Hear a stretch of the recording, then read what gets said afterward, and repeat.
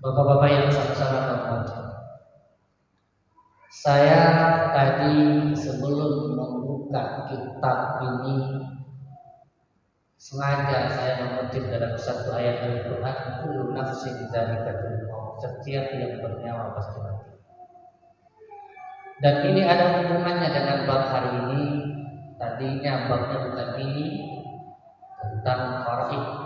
Namun ternyata saya dapat WA tadi sore, pagi itu tadi sore, Pak, kata pengurus bab faraid aja.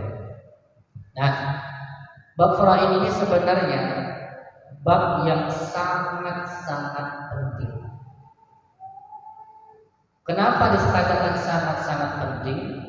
Suatu saat nanti siapapun orangnya, orang kaya, orang miskin, pejabat, semuanya pasti ingin tahu apa ilmu faraid, dan pasti statusnya sama. Apa itu statusnya? Yang pertama adalah statusnya pasti menjadi orang yang diwarisi, dan yang kedua adalah pasti orang itu akan mewarisi. Kenapa orang itu akan menjadi mewarisi? Karena dia pasti mempunyai keturunan. Kalau punya keturunan, kalaupun tidak mempunyai keturunan, dia punya ayah dan ibunya, maka ayah dan ibu atau anaknya tersebut ketika dia mati, kullu nafsin dzaiqatul maut, setiap yang bernyawa pasti mati, maka orang tua atau anak kita itu menjadi orang yang mendapat warisan. Sedangkan kita statusnya mewarisi. Ketika orang tua kita yang meninggal, maka kita adalah yang diwarisi. Maka betapa banyak hari ini ketika ayahnya dan ibunya meninggal, atau di antara satunya, antara kakak dan adik, antara ibu dan anak, antara anak keponakan dengan paman, berantem gara-gara masalah bab faraid tidak paham. Maka jangan sampai nanti kita hari ini mengubur jasad kita, dikubur oleh orang banyak. Mereka, anak-anak kita nanti, istri kita nanti tinggal dunia, sedangkan kita di dalam kubur. Mereka hidup dalam keadaan berantem. Mereka hidup dalam keadaan berperang antara satu dengan yang lainnya, gara-gara bab faraid atau apa yang kita warisi mereka tidak paham. Maka dari itu bab faraid ini penting, dan termasuk ilmu hal atau ilmu yang sangat penting dalam kehidupan kita sebagai manusia. Bapak-bapak yang sama-sama menghormati, ada sebagian orang mengatakan bahwa memakan harta anak yatim itu sepertinya mereka mengatakan bahwa ada anak tetangga yang ayahnya meninggal, lalu hartanya diambil. Bukan itu maksudnya. Kenapa saya sampaikan begitu? Betapa banyak seorang ibu mengambil hak anaknya yang statusnya yatim, padahal anaknya mempunyai warisan dari almarhum bapak. Jadi bukan berarti Pak Imam sekarang ini mengumpulkan ada kotak anak yatim lalu dimakan, bukan itu saja. Betapa banyak seorang ibu mengambil hak anak yatim.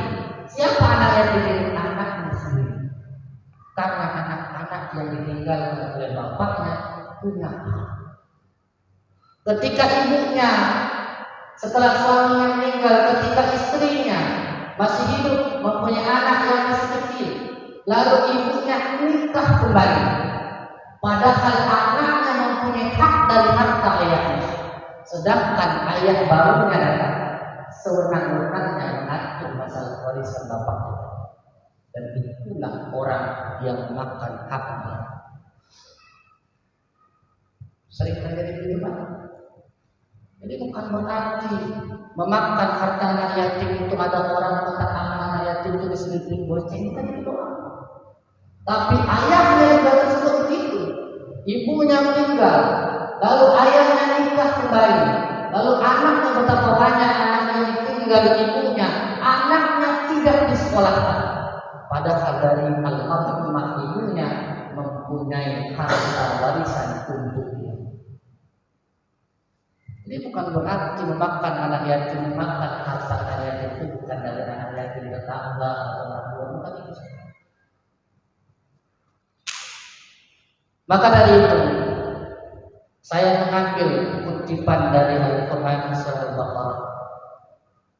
Dalam Al-Quran, A'udzubillahi minasyaitonir rajim. Wala ta'kulu amwalakum bainakum bil batil.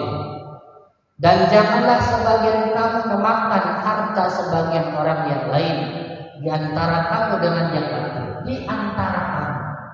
Betapa banyak, katakanlah kita bukan anak, bukan menjadi anak lagi, sudah menjadi bapak-bapak. Lalu ibunya meninggal setelah kita status anak-anaknya sudah menjadi bapak atau ibu orang lain. Maka betapa banyak yang berperang gara-gara ayahnya meninggalkan warisan. Maka Allah mengatakan jangan memakan harta sebagian yang lain di antara kalian. Jadi kalian itu bisa artinya kalian itu adalah sesama bersaudara. Jadi kalian itu bukan hanya kalian secara umum, bukan itu saja, tapi kalian itu maksudnya bisa jadi kepada satu. Nah, kalau seandainya kita sebagai orang tua yang ditinggal, lalu kita termasuk masih anak-anak, belum seorang bapak, apa dalilnya? Innal ladzina ya'kuluna amwalal yatama zulman innama ya'kuluna fi butunihim naran wa yaslawna sa'ira.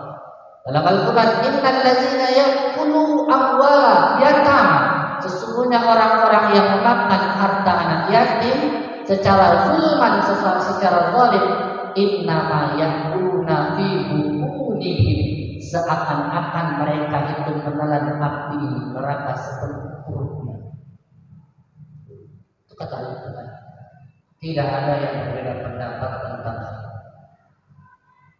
Jadi kalau ada orang yang memakan harta anak yatim, ternyata anak yatim itulah anak kita sendiri nanti ketika ibu yang meninggal, atau sebaliknya suami yang meninggal, lalu emaknya atau istri kita nanti memakan warisan yang kita tinggalkan pada punya hak oleh anak kita, maka orang tersebut juga termasuk memakan menelan api sepenuh perutnya.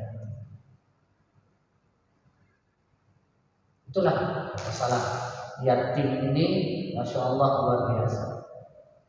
Nah, wa yaslawna sa'ira, dan mereka akan masuk ke dalam api yang sangat menyala.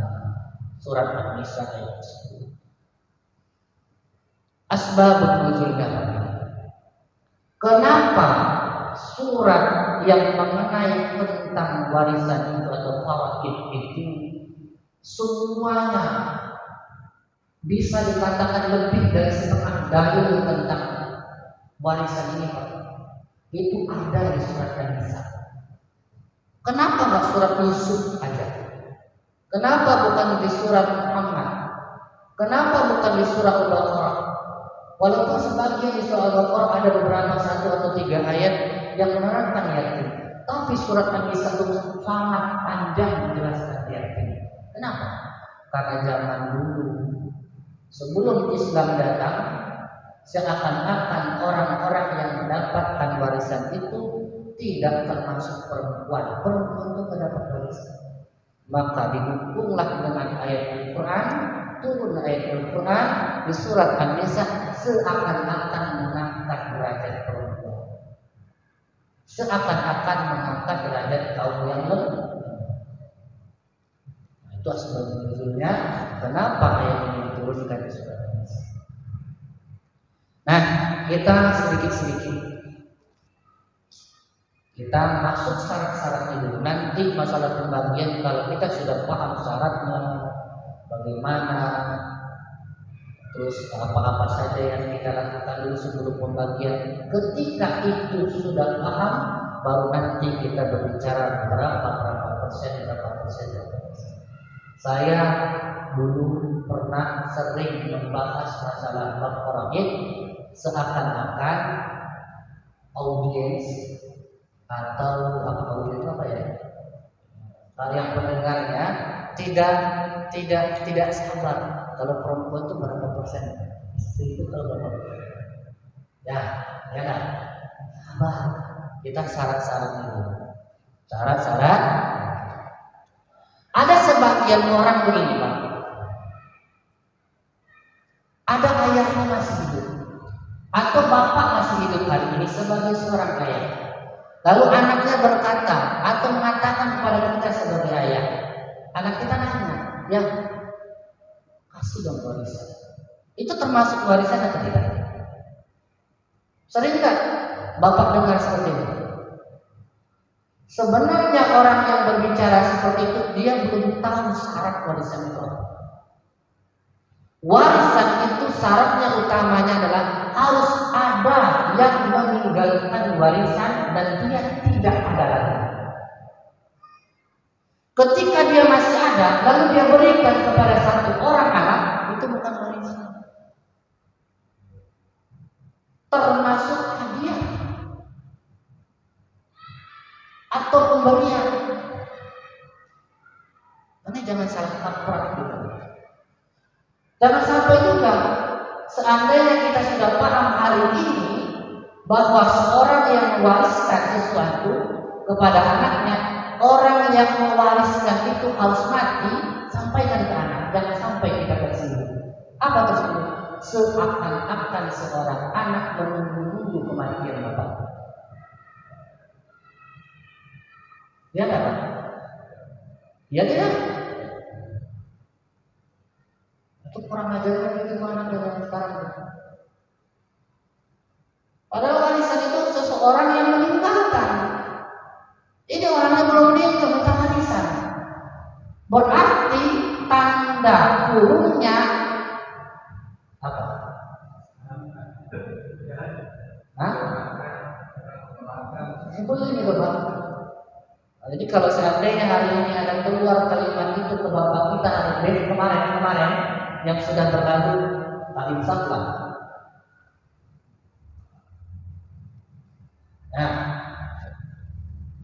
Nah, dalam Al-Quran surat An-Nisa juga, tadi An-Nisa 10, sekarang An-Nisa 7. An-Nisa juga. Coba lihat surat An-Nisa ayat ke-7, Pak. Lirrijali nasibun mimma tarakal walidani wal aqrabuna walin nas walin nisa. Bagi orang-orang yang laki-laki ada hak bagi dari harta peninggalan ibu dan bapak. Peninggalan itu dalil. Punya hak peninggalan. Emaknya belum meninggal, minta warisan. Bapaknya juga belum meninggal, minta warisan. Mudah-mudahan kita ngomong yang kemarin itu minta warisan bukan tujuan kita mendoakan bapak mati, kan? Mudah-mudahan itu karena keceplosan atau karena tidak tahu. Sekarang sudah tahu, jangan sampai kita bicara seperti itu kepada ayah kita, kepada ibu kita. Nah, surah ini lagi ada sudah dua ini itu tentang rahmat baru rahmat. Nah, ketika seandainya orang itu sudah meninggal, jangan dulu sebut warisan, panjang warisan. Ini belum kekubur bapaknya, belum kekubur emaknya, dia mau warisan. Sudah meninggal saja, masih belum boleh kita berbicara warisan, apalagi yang belum mati. Jangan bicara warisan. Apa dulu yang diucapkan? Apa dulu yang kita kaji? Pertama adalah harus tunaikan semua hak dari harta yang bersangkutan. Keluarkan. Apa itu haknya? Pertama, zakat. Coba lihat anak-anak sekarang, Pak. punya harta bapaknya 10 juta atau 200 juta atau 1 miliar atau 1 rumah. Pernahkah dia mengkaji berapa zakat bapak saya yang harus saya keluarkan? Pernah. Langsung dia bagi-bagi. Itulah keadaan kita. Padahal harus keluar dulu zakatnya. Zakat siapa? Zakat dari bapaknya yang ditinggalkan. Tuh. Yang kedua, setiap pembiayaan